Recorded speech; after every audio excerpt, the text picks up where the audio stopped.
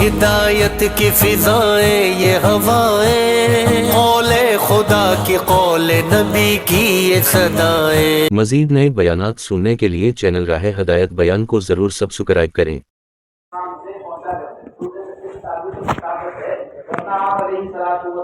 بہت اہتمام سے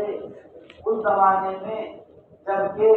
بجلی پانی کا کوئی انتظام نہیں اور اندھیرا اور اس زمانے میں گرمی کی شدت، اس کے باوجود دو کی سخت چلچلاتی دھوپ میں آپ اپنے ساتھ اپنے طلبا کو لے کر پیدل مسجد قباء جائے گا۔ دور کی نماز آپ علیہ السلام وہاں پڑھا کرتے تھے، دور کی نماز آپ علیہ السلام وہاں پڑھا کرتے تھے، اور آپ کا وہاں نماز پڑھنا اور اپنے عملے کو ساتھ لے کر جانا کسی دنیاوی غرض سے نہیں تھا۔ الادب المفرد میں امام بخاری رحمۃ اللہ علیہ نے یہ روایت تحریر کی ہے کہ آپ کا وہاں جانا اور وہاں طلبا کو وہاں آپ کا جانا صرف اور صرف ملاقات اور دعوت دینے کی غرض سے، دعوت دینے زیادہ تر انصار کا لفظ ہے، انصار سے ملاقات کرنے کے لیے آپ مسجد جاتے تھے۔ گشت کیوں نہیں کرتے تھے؟ گشت اس لیے نہیں کرتے تھے کہ گشت کے لیے سارا کا جماعت ہاں کسی موقع پہ آپ مسجد قباء میں پہنچے یا کسی اور مسجد میں پہنچے، آپ کا معمول تھا آپ مسجد جایا کرتے تھے، علماء کو مسجد جانا چاہیے علم پہنچانے کے لیے۔ محدث کبیر علامہ حکیم الرحمن العالمی رحمۃ اللہ علیہ اس زمانے میں مسجد پیدل جاتے تھے اور عصر سے مغرب مسجد کے اطراف میں لوگوں کو تجوید کی دعوت دیتے تھے، مغرب بعد سب میں بیان کرتے اور انہیں پردے کے احکامات اور انہیں شریعت کے احکامات بتاتے تھے، اس لیے اس علاقے کا پردہ بہت مشہور ہے۔ مسجد جانے کا نظام قائم کرنا ہے کہ جہاں جس کو جو بتانا ہوگا انسان پہنچ جائیں گے، پہنچ جائیں گے کہ جی پہنچ گئے حضور پاک علیہ السلام کسی ایک مسجد میں، وہاں ایک صحابی موجود نہیں ہے، تو آپ نے پوچھا صحابہ سے وہ قرآن کہاں ہے؟ ابن مالک کے صحابی کا نام آتا ہے روایت میں، آپ نے پوچھا کہ صاحب آپ کی مسجد کے ساتھی میں ایک ساتھی نہیں ہے، آپ نے گشت کی جماعت بنائی، بنائی اور بھیج کر صاحب کو بلا کر لاؤ، وہ جماعت کی اور موجود ہے۔ آج بھی کسی مسجد میں حملہ پہنچ گیا، مولانا صاحب پہنچ گئے گشت کرنے کے لیے اور سارا مسجد میں جماعت اگلا کام شروع کر دو، آپ نے پورے احکامات بتائے، آپ کا معمول تھا، بہت اہتمام سے مسجدوں میں جایا کرتے تھے، بہت اہتمام سے آپ دیہاتوں میں جایا کرتے تھے، بہت اہتمام سے آپ لوگوں سے ملاقات کرنے کے لیے جایا کرتے تھے۔ آپ علیہ السلام علم لے کر پہنچانے کے لیے اور وہاں دور کی نماز پڑھا رہے تھے، اور دوران نماز قبلے کی تحویل کا حکم آیا، وہ مسجد کو کہتے ہیں مسجد نبوی مسجد کو کہتے نہیں ہے، مسجد نبوی جس میں آپ امام ہیں وہ مسجد القدس نہیں ہے، بلکہ دوسری ایک مسجد القدس ہے جہاں آپ ایک ساتھی کی ملاقات کے لیے گئے، ملاقات کے لیے گئے تھے، دور کا وقت ہو گیا، آپ کی دور نہیں پڑی، دور پڑھائی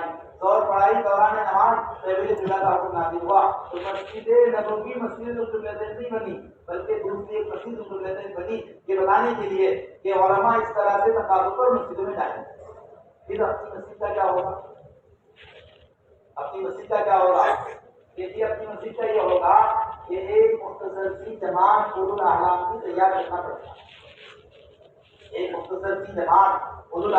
کی تیار کرنا پڑے گا، اس لیے کہ عالم صاحب اور مفتی صاحب اور مولانا صاحب صرف اس مسجد کے ذمہ دار نہیں ہیں، بلکہ پورے علاقے میں دین پہنچانے کی ذمہ داری ہے، تو ایک اولو الاحلام کی جماعت تیار کرنا پڑے گا، اور اس جماعت کو امامت کے اور نماز پڑھانے کے بنیادی احکامات سکھانے پڑے گا، اور سکھا کر کے انہیں کہنا پڑے گا کہ آپ سب میں آگے رہا کرو، تاکہ میں کسی تقاضے پر چلا جاؤں، کسی بھی تقاضے پر، دیہات کے جوڑ میں، شہر میں، کہیں ملاقات میں، کسی تقاضے پر، تو پھر آپ میرے پیچھے نماز پڑھا کریں۔ یہی آپ نے کیا تھا. روایت میں ہے آپ علیہ السلام نے اپنے سب طرف کو دوسری ساری چیزیں احکامات بتا کر پھر ان کو حکم دیا کہ نماز ہو تم آگے آ جائے. تو یہ بعض صحابہ اگر دیر سے پہنچ جاتے وہ آرام میں سے تو سفید سیکھتے ہوئے آگے آ جاتے. اب فرض ہوئے کتاب ایک بار لیٹ آئے تو سفید سیکھتے ہوئے آگے آئے اور آپ کے پیچھے جو صحابی کھڑے تھے ان کو پیچھے کیا اور آپ کھڑے ہو گئے کبھی معاف کرنا حضور کہاں نے حکم ہے کہ ہم آگے کھڑے ہیں. آپ نے فرمایا لیے نہیں تم میں سے سمجھدار لوگ عقل مند لوگ وہ میرے قریب کھڑے رہا کریں تاکہ مجھے مصیبت آ جائے تمہیں چلا جاؤ آپ سنبھال لو. اس کا صرف اتنا مطلب لے لینا ایمان کو حضرت ظاہر ہو جائے تو پیچھے نائب کھڑا رہے اور وہ صلاح سنبھال لے. اتنا مطلب لے لینا سمجھ میں نہیں آتا. کیوں الاعلام کو اس لیے آگے بلایا جائے امام کو حضرت ظاہر ہو تو الاعلام جماعت سنبھال لے. عقل مند لوگ سمجھدار لوگ پڑھے لکھے لوگ جماعت سنبھال لے. اتنی بات سمجھ میں نہیں آتی اس لیے کہ حضرت پاک علیہ السلام کو پوری زندگی میں ایسا واقعہ پیش نہیں آیا. ہاں دوسرے واقعے میں چاہے کہ آپ ایک بار تقاضے پہ چلے گئے اور پیچھے جماعت کا وقت ہو گیا صحابہ انتظار کرتے رہے جب حضور نہیں آئے تو آپ صحابہ سے حضرت کو آگے بڑھایا اور نماز پڑھا. کہ آپ ایک انصار کے میلے میں گئے تھے تو قبیل میں جھگڑا ہو گیا تو مطالعہ کیا کہ آپ نماز نہیں پڑھا. مسجد مدینہ میں 7 مسجدیں تھیں. آپ مختلف مسجدوں میں جایا کرتے تھے اور وہاں احکامات پہنچا کے دین کی باتیں پہنچا کے اس لیے اس کا نظام قائم کرنا پڑے گا. اگر تھوڑا سا خروج ہے مختصر خروج ہے آپ آس پاس کے دیہاتوں میں شہر کے مختلف تقاضوں پہ جانا ہو امامت کا یہ نظام قائم کریں گے اور مدرسے میں تدریس کا پوری کر کے جائیں گے. اور اگر